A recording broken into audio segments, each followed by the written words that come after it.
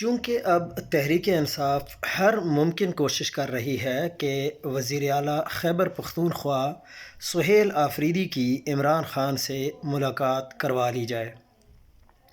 تحریک انصاف نے سہیل آفریدی کی عمران خان سے ملاقات کے لیے قرارداد قومی اسمبلی میں بھی جمع کروا دی ہے۔ قومی اسمبلی اگر قرارداد منظور کر لیتی ہے تو اس پر عمل درآمد کون کرے گا؟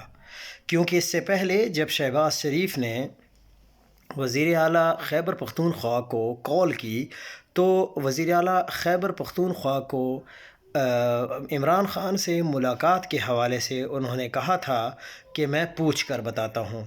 جو عدالت اور آئین کی زیادہ پرواہ نہیں کرتے ان کے لیے اسمبلی کی قرارداد کیا حیثیت رکھتی ہے؟ چلیں اتمام حجت ہی صحیح۔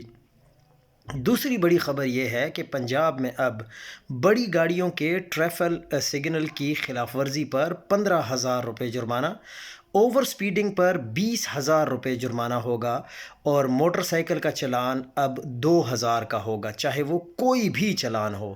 مریم نواز نے جرمانے عائد کرنے کی منظوری بھی دے دی ہے۔